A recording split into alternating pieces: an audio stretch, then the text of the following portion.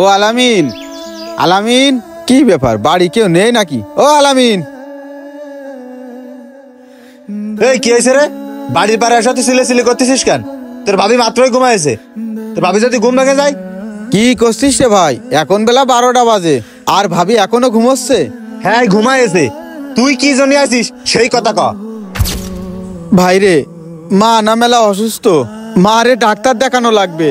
আমার কাছেও কোনো টাকা পয়সা নেই, তার জন্যই তোর কাছে আসলাম। তুই যদি কিছু টাকা দিতিস, মা রে ডাক্তার দেখাতে পারতাম। আমার কাছে যেই 15 দিন ছিল সেই সময় তো মা অসুস্থ হয়নি। তোর কাছে যার পরপরই মা অসুস্থ হয়ে গেছে।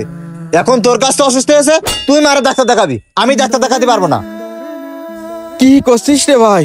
মার অবস্থা বেশি ভালো না, ডাক্তার দেখানোই লাগবে। ভাই রে, তুই আমারে 3000 টাকা দে, আমি মারে ডাক্তার দেখা নিয়ে আসি।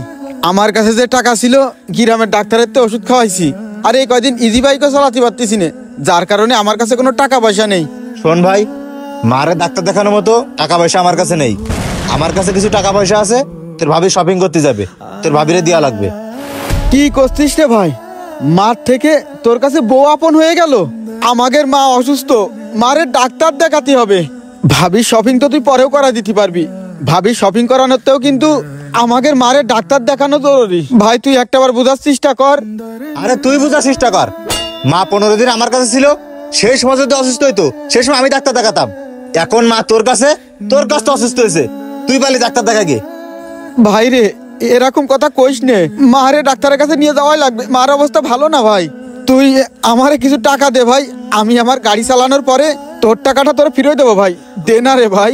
শোন ভাই, তোর সব ইমোশনাল ডায়লগ আমার কাছে চলে না।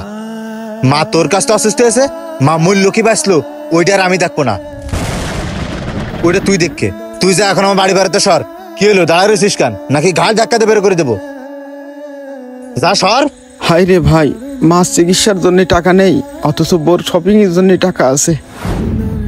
ও রানা, রানা কি বাড়ি আসিস? ও রানা। হ্যাঁ বাড়িতে আসি। আরে কিটা মইনুল, এই ভর দুপুর বেলায় তুই আমার বাড়ি? ভাই রে, আমি একটা বিপদে পড়েই তোর কাছে আইছি। বিপদে পড়ে আমার কাছে আইছিস? কি বিপদ, কি হয়েছে রে? আজ 1 সপ্তাহ ধরে ঝড় বৃষ্টির কারণে ইজি বাইকটা চার্জ দিতে পারতেছি না, এদিকে গাড়িও চালাতে পারতেছি না, আমার হাতটাও একদম খালি, ওইদিকে মাও অসুস্থ। মা রে যে ডাক্তারের কাছে নিয়ে যাব, আমার কাছেও টাকা নেই রে ভাই, তাই তোর কাছে আসলাম। তুই যদি আমারে কিছু টাকা দিতিস, মা রে আমি একটু হাসপাতালে নিয়ে যেতাম, ডাক্তার দেখাতে পারতাম। আরে কি বলিস ভাই, খালাও মু অসুস্থ, তুই আমার আগে বলবি না? ভাই রে, আগে কি করে কব ক? মেলা জায়গায় দৌড়াদৌড়ি করতেছি, কারোর কাছে টাকা পাচ্ছি না। আমার ভাইয়ের কাছেও গেছি, ভাইয়ের কাছেও নাকি টাকা নেই, তাই আমি তোর কাছেই আইছি। তুই আমার শেষ ভরসা ভাই, আমারে 3000 টাকা দে, আমার মাছ চিকিৎসা করানো হয়ে গেলি, আমি গাড়ি চালানোর পরে টাকা পয়সা আমার হাতে আসলি, তোর টাকাটা আমি তোরে দিয়ে যাবানে ভাই। ইস রে ভাই, তুই যদি সকালেও আসতিস তাও আমি তোরে টাকা দিতে পারতাম। সকালবেলায় আমার কাছে 5000 টাকা ছিল, তা আমি হাসান ভাইরে দিছি। হাসান ভাই নাকি দোকানে মাল তুলবে, তার জন্য আমার কাছে আওলাদ নিয়ে গেছে। শোন ভাই, তুই কিন্তু এরকম কথা আমারে কতি পারিস নে। তুই কি ভুলে গেছিস এই কিছুদিন আগেও তোর ছোট বোনটা অসুস্থ ছিল?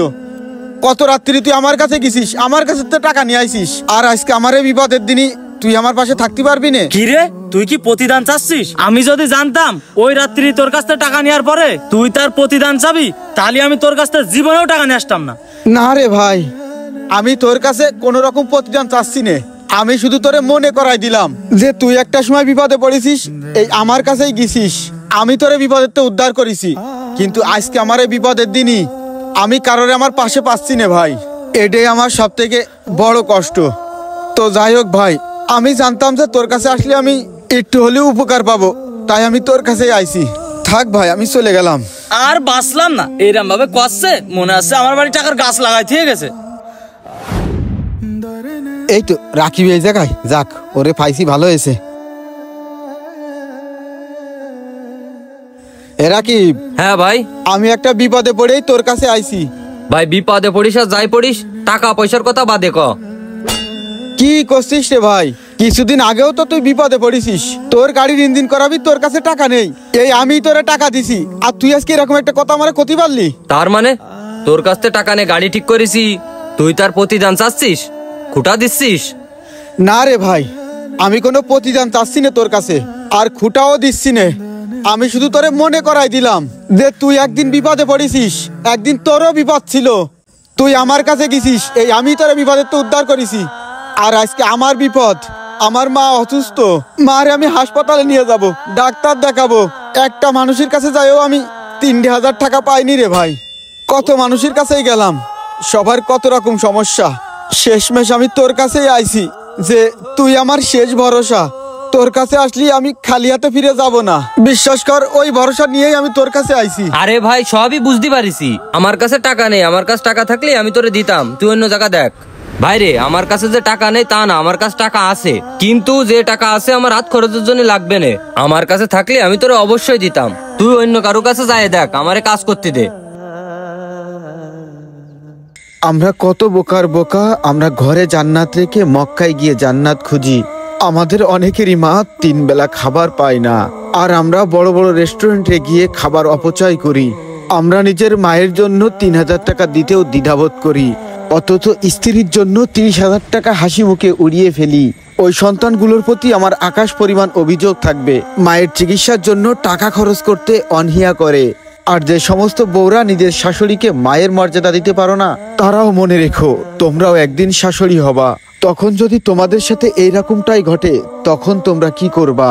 তাই সবার কাছে আকুল আবেদন থাকবে, তোমার যদি এখনো মা বেঁচে থাকে, মায়ের সেবা করুন, মায়ের যত্ন নিন, দেখবেন আপনার ঘরে সুখের কোনো অভাব হবে না।